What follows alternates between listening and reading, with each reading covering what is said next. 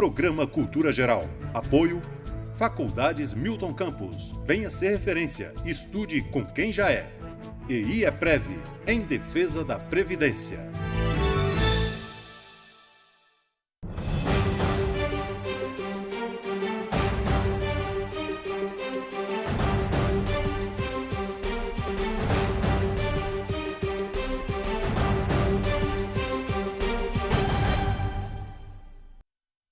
Muito boa tarde, Nova Lima, começando mais um programa Cultura Geral, hoje com a pauta da Previdência, né? A gente está recebendo aqui o Dr. Tiago, nós vamos discutir aqui sobre essa situação da Previdência, vamos dar algumas opiniões também, vamos falar aí também do benefício de auxílio-doença, quem tem direito, quem não tem, como é que está, né? Como é que está a convocação para as pessoas irem até a Previdência para fazer a perícia novamente, então nós vamos trocar essa ideia toda. Bom, a pauta de economia que seria na terça passou para hoje com o meu grande amigo Renato, né? Renato Felipe, que está aqui, e a gente vai discutir aí sobre essa situação, essa conjuntura, né, econômica e tal, e daqui a pouquinho a gente vai tocar nesse assunto com o Renato. Seja muito bem-vindo, se sinta à vontade aqui no Cultura Geral. O programa essa semana pegou fogo mesmo, foram programas extremamente importantes aí para a comunidade de Nova Lima. E hoje não seria diferente, né? Bom, deixa eu dar aqui as boas-vindas. Doutor Tiago, seja muito bem-vindo. Tiago Araújo, lá do IEPREV. É um prazer te receber aqui. E deixando aqui também as felicitações aí para o nosso grande amigo, a turma toda do IEPREV e o nosso amigo Pedro Saglione. Seja muito bem-vindo aqui ao Cultura Geral. É um prazer te receber. Obrigado, Betão. Eu que agradeço. Vou mandar esse abraço aí para o doutor Pedro amanhã. Beleza. Renato, Cavaleiro da Esperança, seja muito bem-vindo aqui ao programa Cultura Geral. Hoje é não é uma despedida, mas é uma pausazinha assim da sua presença, porque começa as aulas na segunda-feira, né? Seja muito bem-vindo aqui e com boas novas, né? Muito obrigado. Não sei, não vamos deixar o suspense no ar, né? É muito bom estar aqui novamente discutindo economia, com uma pauta também muito importante que é a Previdência, né? É algo que paira sobre a sociedade brasileira, e é tão complexo que a discussão não é só econômica, ela também jurídica, né? Uhum. Então é importantíssimo que Nova Lima tenha na TV Banqueta essa discussão. Eu agradeço também por estar aqui hoje. Eu que agradeço a todos, agradeço a vocês de casa que está todos os dias aí, a partir das 5 horas, esperando a gente entrar no ar, né, para fazer esse programa super aconchegante para a família nova-limense e também para a família brasileira. Doutor Tiago Araújo, algumas surpresas aí com essa reforma da Previdência? Muitas surpresas para o segurado, nenhuma surpresa muito boa, né? Nenhuma surpresa boa, na verdade. A reforma representa aí um endurecimento das regras para a concessão do benefício, ou seja, vai ficar mais difícil para o segurado conseguir se aposentar e também os valores dos benefícios também vão diminuir com a reforma da Previdência. Esse endurecimento, né, do meu ponto de vista, Betão, deixar bem claro aqui para a sociedade aqui de Nova Lima, né, para todos, que o que o INSS hoje, o que ele faz? Ele faz uma distribuição de renda, né? Então, são milhões de segurados recebendo benefícios limitados ali até 5.100 e poucos reais, que é o teto do INSS. Sim. Diferentemente do regime próprio, que também está sendo reformado aí, tem pontos bastante negativos aí para os servidores públicos, né, que é do regime próprio. Mas no INSS tem essa questão, os benefícios distribuem renda, não ficam concentrados nas mãos de poucos. O regime próprio de previdência, que é o dos servidores públicos, né, infelizmente são benefícios de valores que não tem um limite, né, que é o teto aí dos ministros, que é o recebimento dos ministros da STF, né, os vencimentos deles, mas é um valor alto, né, de 30 mil, extrapola os 30 mil reais. Então são benefícios de um valor grande, na maioria, né, e que são concentrados em poucas pessoas. São poucas pessoas recebendo muito, ao contrário do INSS, que são muitas pessoas recebendo pouco. Então, isso pode representar aí para a sociedade, no futuro, o governo alega um déficit na Previdência, por isso ele quer fazer essas reformas. Mas tem que considerar o déficit social que tem no país também. Então, o Brasil já tem um déficit grande social e esse déficit pode aumentar. Veja que há cerca de 2 ou 3 anos, o IBGE constatou que 25% das famílias brasileiras são sustentadas por idosos. Os idosos são arrimo de família nessas casas. Então, dificultar o acesso das pessoas que estão chegando nessa idade a uma aposentadoria e reduzir o valor dela vai gerar um problema muito grande no futuro. Os benefícios por incapacidade também, por exemplo, que vão ser reduzidos, hoje ele é 100% da média do segurado. Ou seja, quando vai conceder o benefício, ele concede ele em 100% de um cálculo que é feito com base em todas as contribuições do segurado. Eles não pegam os últimos 36 meses ainda? Não, isso acabou em 1998, com a chamada Emenda 20. Hoje pega todos os salários de contribuição desde julho de 94, quando iniciou o Plano Real. Né? Então é feita uma média e dessa média, dependendo do benefício, aplica-se um percentual. No caso da aposentadoria por invalidez, hoje é 100%. Então, o segurado que se aposenta por invalidez vai ter 100% dessa média. A proposta da reforma prevê uma média de 70%, mais um percentual de 1%, o que ultrapassar 25 anos, se a pessoa tiver mais de 25 anos de contribuição, se o segurado tiver mais de 25. Então, é uma situação ali que o segurado não prevê. Ficar incapacitado, não conseguir oferir sua renda para o trabalho. Né? Então ele vai ser bastante prejudicado ali. Isso tudo vai... Então quer dizer que se o cara acidentar, se a pessoa se acidentar, eles vão pegar uma média de salário dela lá, por exemplo, se a média dava 100 reais, ela vai receber só 70, é isso? Isso mesmo. Você citou aí acidente. No caso do acidente, não. Na proposta da reforma, quando é acidentário, vai ser 100%. Mas quando decorrência de doenças... né, de doença ocupacional, uma leve, uma coisa assim. Isso. Aí vai ser essa média de 70%. Então, veja bem, o benefício previdenciário, ele pressupõe que ele venha para substituir a renda do trabalhador. Então, essa renda do trabalhador, ele não vai conseguir mais trabalhar, mas vai receber o benefício. Só que agora, com a reforma, ele não vai conseguir substituir toda a renda dele. Então pode colocar esses segurados em uma situação de grande dificuldade aí.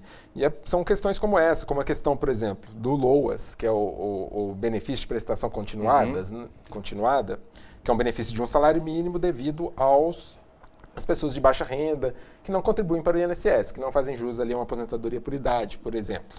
Então, esse benefício, o governo, assim como na aposentadoria por tempo, né, ele está colocando aí uma idade aí mínima de 65 anos, que vai aumentando com o passar do tempo, está aí a pegadinha, e o LOAS também vai aumentar com o passar do tempo, a idade mínima, isso vai deixar várias pessoas realmente sem nenhuma proteção social. Então, esse déficit da Previdência pode ser solucionado, se ele existe mesmo. Há uma contradição aí. A ANFIP, que é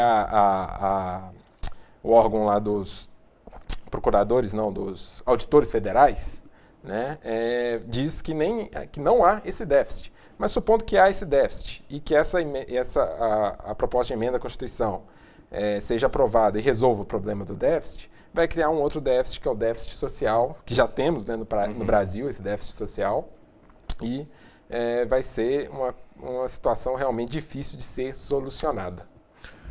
Doutor Tiago, quais são os benefícios de incapacidade? Os benefícios por incapacidade são o auxílio-doença, a aposentadoria por invalidez e o auxílio-acidente. A aposentadoria por invalidez é devida, né, para o segurado que está incapacitado, que a gente chama de total e permanente.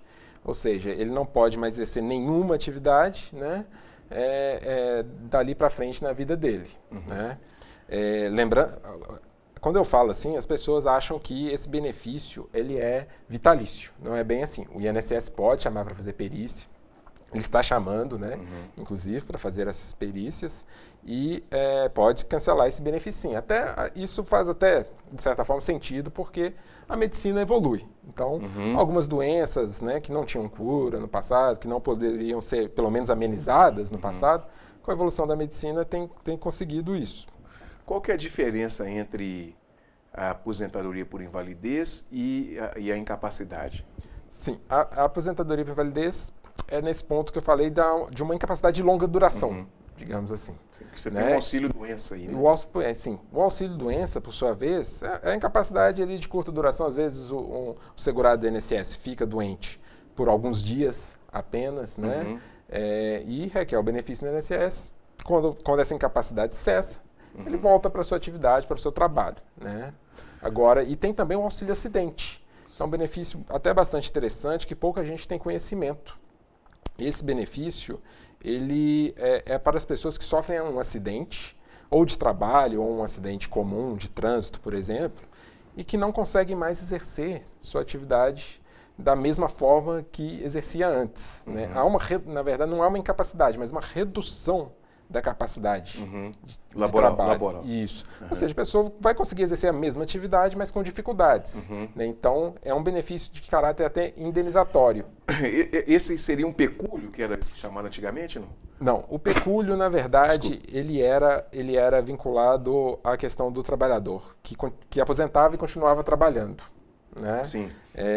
O pecúlio foi cessado no final da década de 90 e recentemente teve a tese da desaposentação, né? Sim. Que justamente para tentar garantir alguns direitos ao trabalhador que se aposentou e continua no mercado de trabalho. Como eu falei antes, muitos brasileiros, né, 25% das famílias brasileiras são sustentadas por idosos, com seus benefícios e também com seu trabalho.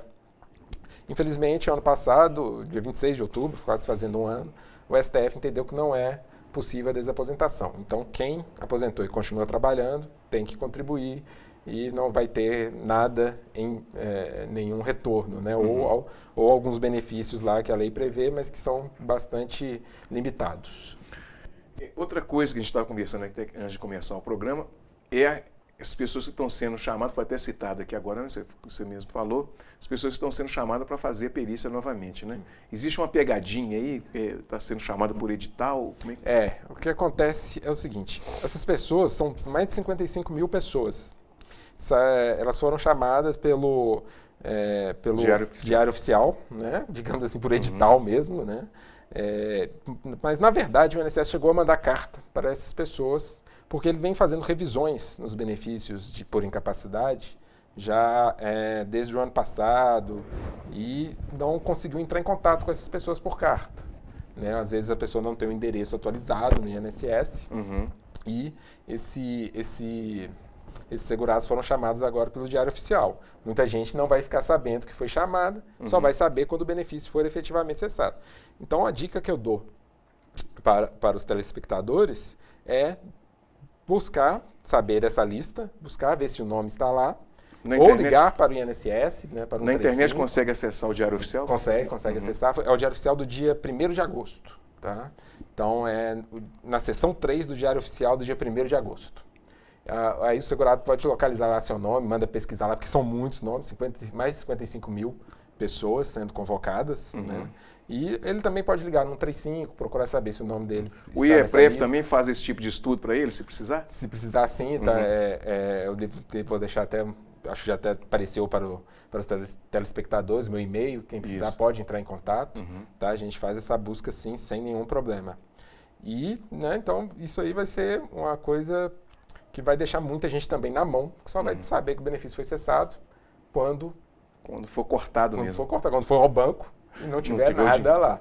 Né? E a dica que eu dou também, além de, quando convocado, o segurado tem que comparecer. Essa é a primeira dica. E a segunda dica é ele sempre levar a documentação médica dele. Relatórios, exames, receitas, sempre para comprovar que ele está incapacitado. Então, é uma dica que eu sempre falo com os segurados. Sempre que estiver recebendo um benefício do INSS por incapacidade, não deixar de fazer um acompanhamento médico. Fazer sempre o acompanhamento médico e ir guardando esses documentos, relatórios, receitas, exames, e ir guardando. Porque quando for chamado para a perícia no INSS, vai ter que ter essa documentação para provar que está ali incapacitado ainda, que esteve incapacitado durante todo esse período, né, e que ainda faz jus a esse benefício. Aí tem um detalhe que eu queria te perguntar, é o seguinte, por exemplo, a pessoa foi lá no INSS, ela juntou, é aconselhável ela procurar alguém, um advogado ou o IEPREV, antes de ir ao INSS, ou se depois que ela for, tiver o benefício dela, se ela tiver o benefício dela cancelado, o que ela deve fazer, o que ela deve procurar? A busca pelo advogado antes, ela é até importante sim, para orientar justamente nessa questão dos documentos que eu falei antes. Mas agora até, digamos assim, me prejudicando um pouco nessa parte, eu tenho que dizer que o mais importante é o segurado procurar talvez o médico dele, para fornecer a ele esses documentos, fazer um relatório detalhado de todo o acompanhamento médico, das doenças que ele tem, das limitações para o trabalho, né? Então, isso que é importante levar no INSS nesse momento. Se o INSS cessar o benefício, aí sim é muito importante aí procurar um advogado especialista, né, em direito previdenciário para buscar esse benefício, ou administrativamente, por meio de recursos, ou judicialmente, né, aí entra na justiça, faz um laudo pericial, o juiz indica um perito da confiança dele, ou seja, faz uma perícia não com um perito do INSS, mas com um perito judicial. Sim. Né, e dependendo, lógico, do resultado do laudo, vamos ter aí o segurado vai ter esse benefício dele reativado. Tá? E tem sido assim, em termos de justiça, esses processos judiciais têm sido rápidos. Cerca aí de 6 meses já para ter uma solução nesses casos. Então, assim, essas são as dicas que eu deixo para os telespectadores, que eles sempre busquem guardar essa documentação médica. Se chamados pelo INSS, procurem o seu médico, peçam a ele um novo relatório, né, pormenorizado de todas as suas limitações para levar no INSS no dia dessa perícia e, posteriormente, caso cessado o benefício, Betão, o segurado sim deve procurar um advogado especialista, né, para tentar reverter essa situação ou administrativamente no próprio INSS ou judicialmente. Bom, Renatinho, deixa eu pular um pouquinho dessa pauta aqui, para não ficar muito cansativo aqui do lado de lá, né? O que nós podemos falar de economia? O que tem de economia? Tem alguma coisa boa? Tem dinheiro para nós aí? Como é que tá? Dinheiro tem, né? Diz que o lucro do FGTS vai ser distribuído com o trabalhador em média R$30 por trabalhador. Dá para comprar um arroz, feijão, não dá? Dá pelo menos né? Um pacotinho de arroz e de açúcar dá para comprar. Pois é, R$30. Acho que... Né? Mas de novidade, Betão, talvez não seja tão boa. Assim, a notícia boa que não é. A inflação, ela movimentou, veio 0,24% em julho, só que em 12 meses, de julho de 2016 a julho de 2017, ela caiu para 2,71%. Nós temos a menor inflação desde 99, quando ela foi 2,24%. É uma boa notícia porque a inflação está caindo. E a notícia ruim porque a inflação está caindo, a inflação está caindo porque as pessoas estão desempregadas. As famílias estão consumindo menos porque as pessoas estão desempregadas. É aquela velha história de demanda, né? A demanda está recolhida, então os preços caem, o setor externo não é capaz de compensar essa queda da demanda e acaba que a inflação movimenta para baixo. É uma má notícia porque, se a gente parar para pensar, os pais de famílias, na verdade, não estão conseguindo ter acesso a bens básicos, né? Principalmente de alimentação.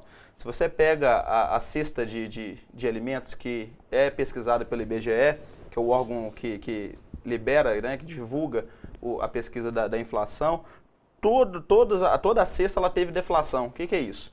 A deflação é quando a queda de preço, os preços caíram, certo? Então, isso demonstra uma situação difícil do mercado de consumo do país. E voltamos àquela velha história que a gente vem conversando nas últimas semanas, né? Os empresários estão endividados, as pessoas, as famílias estão enfrentando desemprego, queda da renda, estão consumindo menos, e o governo em ajuste fiscal. E o governo fazendo ajuste fiscal via investimento público. Então, não há ninguém para compensar essa equação, o PIB cai, a demanda recolhida, o governo não ajuda, a inflação movimenta para baixo. Boa notícia, né? Inflação, preços menores, mas porque as pessoas estão desempregadas e não estão consumindo menos. É isso. Nós estamos vivendo um momento assim, até de recrudescimento mesmo, até de circulação mesmo de moeda. Agora, está existindo na América Latina não quero chamar de retrocesso, mas um endurecimento mesmo do capital ali circulante no mercado, não? Nós passamos por um momento, não só o Brasil, aquele epicentro de 2008 nos Estados Unidos, da crise, ele eclodiu em outras questões. Nós vivemos 2008 nos Estados Unidos e em 2012 na Europa. Nos Estados Unidos foi uma crise de regulação do setor bancário, né? E nos Estados Unidos, na Europa foi uma crise fiscal. pesada, que nós vimos a Grécia quebrar, nós vimos Portugal quase quebrar e teve que fazer um ajuste fiscal forte, né, tremendo, que tirou direitos, que reduziu salários, inclusive. E uma coisa que aconteceu em Portugal é que quando o primeiro-ministro disse que teria que reduzir salário, aí a sociedade toda entendeu que não tinha uma outra forma de escapar disso, porque era um problema de fato estrutural e não conjuntural. O que é uma situação conjuntural das contas públicas? Quando o país entra em recessão, as receitas com impostos, ela cai. Então, eu abaixo a receita para uma despesa que permanece em dado nível. Então, isso gera déficit nas contas públicas. Quando ela é conjuntural, é quando de fato a receita ela cai e eu não tenho formas de fazer ela retomar, a não ser crescendo novamente. Aí vira um problema estrutural. Aí eu tenho que fazer de fato corte nos gastos para reequilibrar. No Brasil a gente vive um problema conjuntural. A economia não está crescendo, a arrecadação de impostos é pífia, o que faz a gente ter um déficit nas contas públicas. É lógico que no médio e longo prazo a gente tem que observar o crescimento da dívida bruta, porque pode se tornar insustentável e o mercado, daqui a algum tempo, pode exigir juros maiores para a gente conseguir rolar a dívida pública, certo? Então, a gente viveu esses dois momentos, 2000 e 2012. Logo após, veio os momentos dos mercados emergentes, né? Brasil, África do Sul, China. Um exemplo clássico é a China, que crescia a 10% no ano, desde dos anos 90, e passou a crescer 6%, 6,5%. Nós estamos falando de 4% do PIB chinês, dá bilhões e bilhões de dólares, certo? E isso jogou o preço das commodities para baixo, como minério, soja, arroz, café, certo? Ferro, jogou o preço dessas commodities para baixo. Como o Brasil é ainda uma economia agrária exportadora, né? Nós não saímos disso desde 1500, o que acontece? Você joga esse preço para baixo porque a demanda por esse produto no mercado internacional é menor, e aí a gente começa a ter problemas aqui, porque o setor externo está fraco, aí o setor interno também, o mercado de consumo aqui dentro também fica fraco, a gente começa a desempregar e vira esse problema todo que a gente viveu. E isso não é só no Brasil, o Chile passou por isso, a Argentina passa por isso, e são momentos de que, se você não tiver uma sociedade avançada, há rupturas democráticas, há problemas políticos, sociais, porque é natural, as pessoas estão ficando desempregadas, estão sem renda, o momento fica tenso no país. No Brasil você teve mais um impeachment, né? Na Argentina também passaram por problemas sérios. A Cristina Kirchner perdeu a eleição, era venerada, perdeu a eleição, entrou o Maurício Macri, né? Um liberal. Até agora não resolveu o problema também, a Argentina está com o PIB caindo. O Chile acabou que derrotou um governo de direita e elegeu um de esquerda. Você tem uma alternância de poder, da mão, né? Da mão das pessoas, porque você tem uma crise. Então, se você não tem uma sociedade avançada, você acaba tendo problemas democráticos severos, como eu creio, né, pessoalmente, que o Brasil viveu. Então, talvez não pode ser chamado de retrocesso, mas quando a gente entra num processo desse, de queda das receitas, né, porque a gente entrou em recessão, porque a América Latina em si, o mercado emergente entrou em recessão, o governo começa a imprimir ajuste fiscal. E o que eu acho que é um erro, não que você não tenha que fazer o ajuste fiscal, você tem que fazer o ajuste fiscal a partir do momento que você tem que tentar dar sustentabilidade ao crescimento da dívida. É até uma questão de discussão também da Previdência, que o governo alega que para controlar o déficit no Brasil precisa de fazer a reforma da Previdência. Só que quando você retira do investimento público, ou seja, é o governo deixando de dinamizar a economia. Se eu tenho os empresários que não vão investir porque a demanda está recolhida e as famílias que também não vão consumir porque estão desempregadas, o único que é capaz de fazer com que a economia pegue no tranco é o governo. O setor externo não vai ser capaz, até porque o setor externo responde a poucos por cento do PIB. Então, na minha concepção, o ajuste fiscal em si, e principalmente esse que o Meirelles imprime na sociedade brasileira, além dele penalizar a parte de baixo, porque a gente não vê discussão, por exemplo, de aumento do imposto de renda, a gente até viu, né? O Temer admitiu que aumentaria o imposto de renda, mas foi pressionado e logo, um dia depois, horas depois, ele já disse que não vai aumentar. A gente não vê uma reforma tributária, um imposto de renda maior para quem ganha mais. Isso acontece no mundo inteiro. Nas sociedades avançadas quem financia o Estado são as pessoas mais ricas. Chega ao ponto de, na França, quem recebe mais de 200 mil euros ser taxado em 75% de imposto de renda. Entrando aqui na parte jurídica, a nossa Constituição prevê um imposto sobre grandes fortunas, desde 88, mas nunca foi regulamentado. Então, entra nessa parte também. Pois é, nós temos uma carga tributária extremamente regressiva. E aí os caras imprimem um ajuste fiscal dizendo que se a gente fizer o ajuste fiscal e ajustar as contas, o empresariado vai voltar a confiar no país, vai voltar a confiar na economia e vai voltar a investir. Pura balela. Pura balela. Primeiro porque, quando você imprime um ajuste fiscal, é natural que a inflação venha para baixo, porque você provoca desemprego, provoca queda do consumo, principalmente do governo, então a inflação movimenta para baixo. Você joga o juro também para baixo, porque quando a inflação cai, o juro cai. Pelo menos deveria ser assim. No Brasil, não tanto, mas deveria ser assim. Quando o juro cai, a gente pensa assim, ó, tá barato o crédito. Então o empresário vai no banco, toma um crédito barato para poder investir. Não vai. Não vai. Porque vai investir para quem consumir? Não tem quem vai consumir. As pessoas estão desempregadas. Então a grande questão é essa, a teia econômica é essa. E para mim o governo Temer está errando na leitura econômica do país. Para mim, ele vai jogar o país numa grave crise social sem resolver o problema. Você quer saber de uma coisa? Inclusive, e aí eu vou ser um pouco mais profundo. Eles falam que, Cavaleiro das Trevas, falam que eu sou muito pessimista. Falei, né? Hoje é da esperança. Hoje é da esperança. Acontece que em 2018 nós vamos ter um déficit maior do que 2017. Sabe o que está acontecendo? Nós estamos cavando ainda mais o buraco. Não chegamos, pelo menos nas contas públicas, nós não chegamos no fundo do poço. Nós estamos cavando, certo? Vai chegar um momento que nós vamos conseguir rolar dívida pública, porque o mercado não vai entender que o governo vai conseguir remunerá-lo com juro, né? Nós vamos ter que, no curto prazo, cortar Bolsa Família, FIES, ProUni, e vai ter que ter mais uma reforma da Previdência. Porque ficará insustentável, por erro de leitura e simples erro de ideologia. Os caras estão fazendo meramente uma questão meramente ideológica. Nenhum empresário volta a investir porque o governo está em ajuste fiscal. Isso não aconteceu em nenhum lugar do mundo. Mesmo na Europa, onde a crise de 2012, fiscal de 2012, eclodiu, causou problemas severos, na Grécia, Portugal, Espanha, França, que ainda tem déficit fiscal, o governo imprimiu um ajuste fiscal, o que aconteceu com a inflação? Caiu, houve deflação, os juros caiu lá embaixo e eles não conseguem sair dessa armadilha, que foi chamada por Keynes há muito tempo de armadilha da liquidez. Porque as pessoas pensam o seguinte, se o preço está caindo, eu vou consumir menos, porque possivelmente amanhã o preço vai estar menor.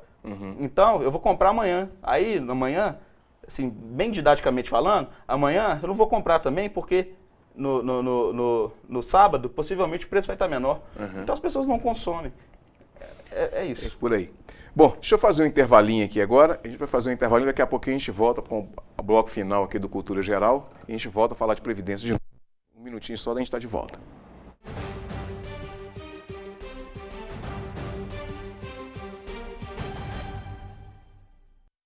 Eu estou aqui para lembrar que o mosquito Aedes não transmite apenas a dengue. Ele também traz o Zika vírus, que ao ser contraído por mulheres grávidas, pode causar microcefalia nos bebês e gerar sequelas para o resto da vida. Como evitar? Fazendo o básico, gente. Combatendo o mosquito. Precisamos juntos eliminar a água parada que pode virar criador. Cuide da sua casa, mobilize sua família e seus vizinhos, porque um mosquito não é mais forte que um país inteiro.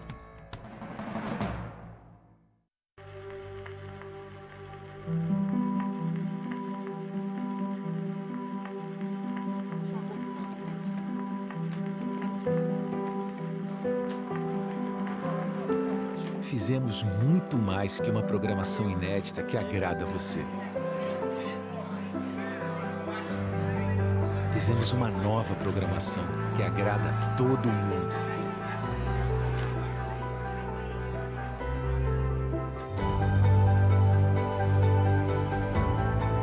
Mais de 240 horas de animações, ficção, séries, documentários.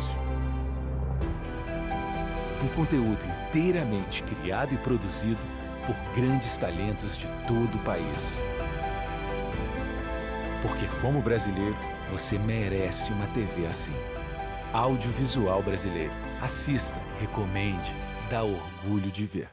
Sou a favor da reforma da Previdência, sim, porque está em jogo a aposentadoria dos que estão aposentados e dos que estão para se aposentar, incluindo meus filhos e meus netos. Do jeito que estão as contas da Previdência, a minha aposentadoria não está garantida. Tem estado que já está faltando dinheiro para pagar a aposentadoria da população. Se não tiver dinheiro, como é que eu vou comprar meu remédio, cuidar da minha saúde, manter minha família? Tem que haver reforma da Previdência, sim. Previdência. Reformar hoje para garantir o amanhã. Governo Federal.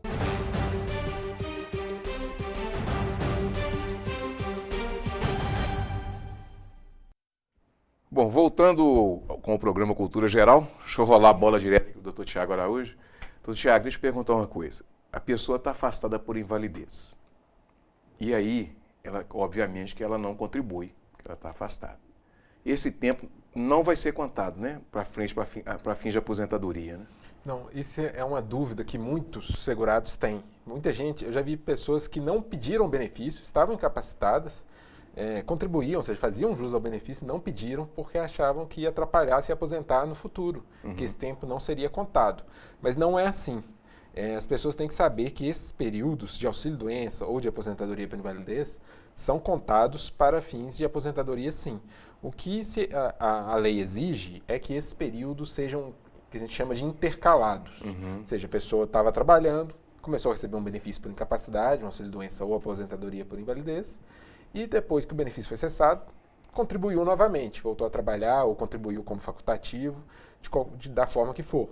E aí sim, esse período vai ser contado para todos os fins previdenciários e é uma questão que, em alguns casos, o INSS não reconhece administrativamente, mas judicialmente os segurados têm conseguido êxito para se aposentar computando esses períodos. Então é uma questão aí bem tranquila, a pessoa não precisa deixar de receber o benefício, ficar em dificuldade financeira, incapacitada, pensando na aposentadoria no futuro, que esse tempo vai ser sim contado. A reforma vai mexer nisso também? Não, isso não. Pelo menos por enquanto não. Pelo o governo ainda não chegou a tanto ainda não. Né? Vamos esperar. Mas isso aí vai ser mantido por enquanto. Mas está mantido. Outra pergunta que eu tenho que fazer para o senhor na realidade, o que a gente estava falando agora há pouco do déficit da Previdência, existe um estudo que a Previdência tem um superávit aí de 456 bilhões de reais, né? São passivos, né? Que está aí para receber. E o governo fala que até um déficit de 150. Não há incongruência nesse cálculo? É a forma como é feito esse cálculo. O que acontece? O governo faz esse cálculo computando apenas as contribuições dos trabalhadores. E os benefícios recebidos, os benefícios que ele paga. Aí, nesse caso, realmente há um déficit. As contribuições dos trabalhadores não são suficientes para cobrir as aposentadorias que estão sendo pagas. Principalmente com o desemprego, né? Sim, o desemprego influenciou muito. A arrecadação do INSS também caiu bastante. Mas a Previdência Social não é custeada apenas pelas contribuições dos trabalhadores. A contribuição das empresas, as empresas têm aí uma contribuição que, em regra, aí é de 20% sobre a folha de pagamento para o INSS, né? Uma contribuição até bem alta. O governo concedeu algumas isenções aí, que são até bem criticadas aí nesse momento aí da economia. Tem contribuições sobre o lucro líquido, né? E tem contribuições até, por exemplo, nos jogos de azar e da loteria, né? Então, um percentual ali vai para a Previdência. Nos estádios de futebol, uma parte da renda são destinados à Previdência. Tá? Então, quando você soma todos esses valores, aí sim é o que, pelo menos, diz a ANFIP, né, dos auditores fiscais, que são os responsáveis ali por realmente analisar essas contribuições, receber essas contribuições, aí não há déficit, há até, na verdade, um superávit. Outra coisa que o governo usa para alegar esse déficit é a questão dos trabalhadores rurais, que se aposentam sem nunca ter contribuído para o INSS. Né? Aí, de fato, também há um déficit, ninguém contribuindo e várias pessoas recebendo. Aí são dezenas de bilhões aí, nessa conta. Mas se levássemos ao pé da letra o que diz a Constituição, Esses benefícios deveriam estar até na assistência social, como é o LOAS, não nos benefícios previdenciários, não tirar dinheiro dos cofres do INSS, mas dos cofres da União. Por quê? O que diz a Constituição fala que não haverá, né, não nesse texto, mas simplificando, não haverá benefício sem custeio, né, devido. Então, como ele não há um custeio ali, não há uma contribuição do trabalhador para aquele benefício, então ele deveria estar na assistência social, até porque ele é de um salário mínimo, como é os benefícios da assistência social da Lei Orgânica da Assistência Social, LOAS, né? Então, há essa incongruência. O governo não leva em consideração essas contribuições e faz essa distorção com o benefício rural também, e que, sem contar também que o benefício rural é um benefício que distribui muita renda, que mantém o trabalhador no campo, porque ele é devido para a família, para o pequeno trabalhador rural, que produz ali para a sua subsistência. Né? Então, manter e a base da agricultura, né, Renatinho? Aí você pode falar para a gente, a base da nossa agricultura é a agricultura familiar, né? Muitas das coisas que vêm para o SEASA aqui, que as pessoas não sabem, ela vem da agricultura familiar. Então, é esse pequeno produtor que está lá no campo que está produzindo, né? Então, muita coisa, um tomatinho está ali bonitinho, né? Um legume, uma coisa, é produzido por essas pessoas. E essas pessoas, né, doutor, vai ser atingido diretamente, né? Sim, sim. E então, há a previsão também do aumento da idade mínima para a aposentadoria para essas pessoas.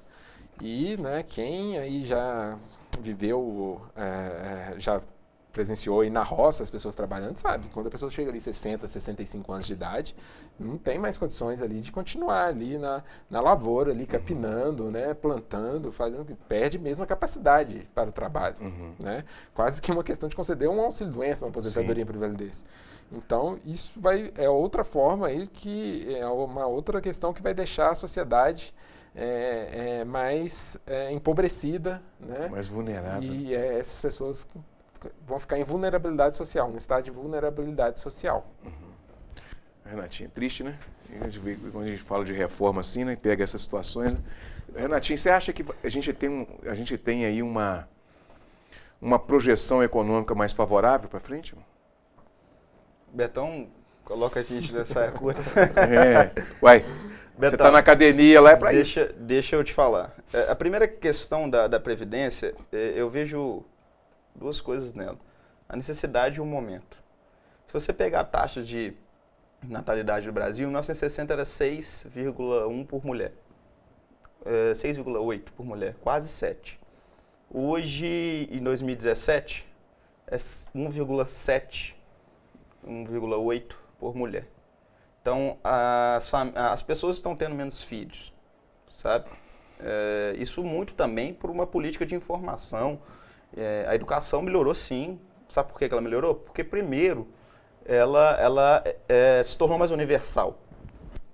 Na ditadura as pessoas tinham que fazer prova para entrar na escola pública. Né? E dado que a nossa situação socioeconômica, uma pessoa não tem a mínima condição de fazer uma prova para entrar na escola pública. A escola pública é para todo mundo. Né? A Constituição já, de 88, pelo menos, 88, né? Isso. Pelo menos já diz isso. É um avanço que o país deu. Então, assim, as pessoas estão ficando mais velhas porque a saúde também melhorou, certo? E estão tendo menos filhos. No longo prazo, a Previdência, ela de fato se torna insustentável. Sabe o que está acontecendo? Esse dinheiro que é da Seguridade Social, que o nosso amigo Tiago acabou de dizer, que vem de contribuição das empresas, que vem de outras contribuições, primeiro, as empresas não pagam, muitas delas. Há banco devendo bilhões e bilhões. Há uma notícia que eu não sei se é verdadeira, que inclusive teve banco que teve a dívida perdoada.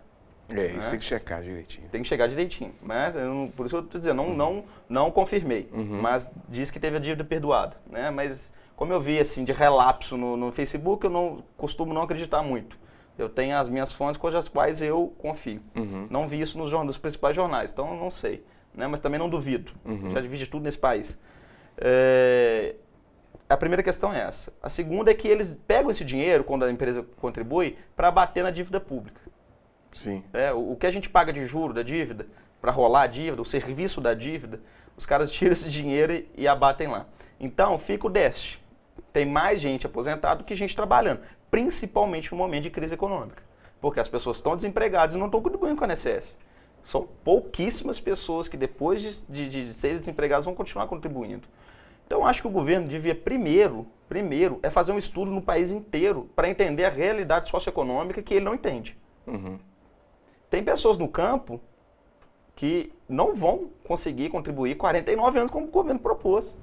Reduziu agora, tudo bem, né? Mas mesmo assim, você sabe o que é trabalhar no campo? Eu não sei, mas é terrível. Não, é simples, pega uma enxada e tenta capinar o quintal da sua casa. É terrível. Sol, Só que num sol terrível. Né? Não é a mesma coisa. O Ciro que veio aqui, se não me engano, foi na terça-feira. Ele foi logo na quarta-feira na Jovem Pan. Ele disse uma coisa, as realidades socioeconômicas para cada região do país são diferentes. O governo não pode propor a mesma regra para todo mundo. Há um outro ponto. Num país pobre, como é o Brasil, de carga tributária regressiva, que amplia a situação, amplia e dificulta ainda mais a situação socioeconômica, a Previdência tem que ser deficitária mesmo, cara. Porque senão você vai jogar esse país num problema social tremendo. Então, existe a necessidade de você fazer uma reforma, mas que ela seja discutida com a sociedade e que ela venha através de estudos empíricos que de fato demonstram como a gente deve fazer essa reforma, de uma maneira de amenizar. Né? E o segundo ponto é o momento. Nós estamos no meio de uma recessão, as pessoas estão desempregadas, as pessoas estão passando dificuldades. O governo quer imprimir uma reforma dessa, sabe por quê? Porque ele emitiu um limite de gasto. O governo só pode aumentar o gasto do governo, está limitado à inflação do ano anterior. Então, esse ano, os gastos do governo só podem subir até 6%, que foi a inflação do ano anterior, de 2016. Exceto os gastos com juros da dívida pública, que não tem limitação. Pois é. Né? Aí, o que acontece? O governo gasta 400 bilhões, 500 bilhões com juros da dívida, para rolar a dívida. Gasta mais 250 com a Previdência. Acabou o dinheiro. Não tem como mais para onde ir. E não tem mais aonde cortar. Vou cortar onde? Eu vou cortar a Bolsa Família? Eu vou ter recessão de 5%.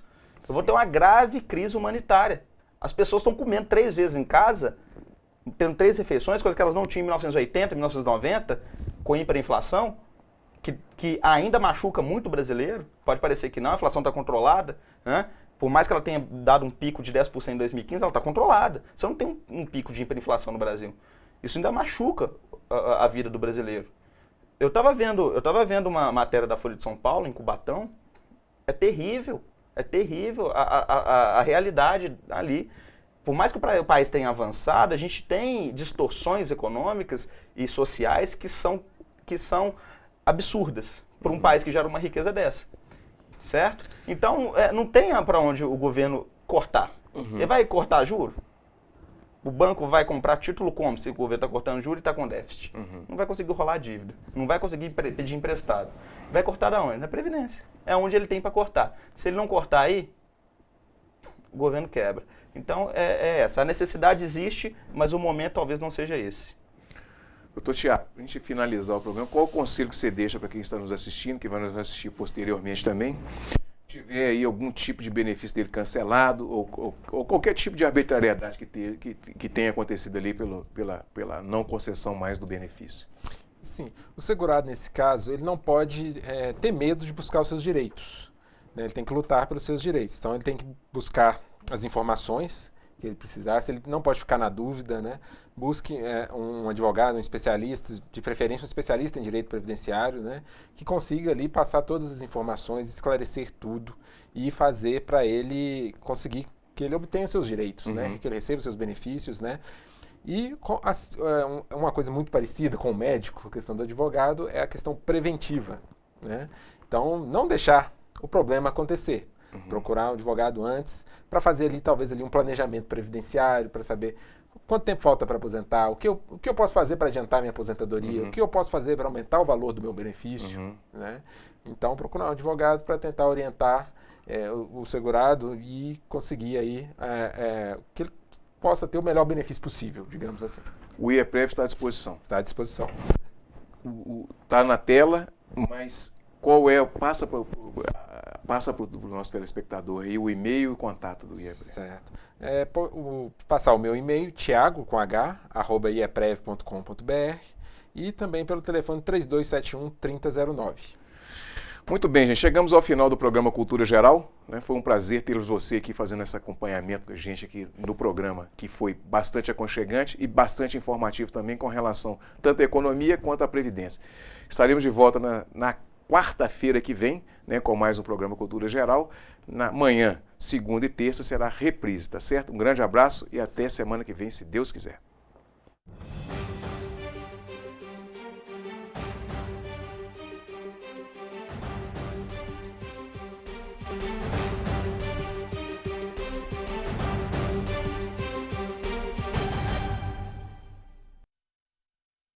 Programa Cultura Geral. Apoio Faculdades Milton Campos. Venha ser referência. Estude com quem já é.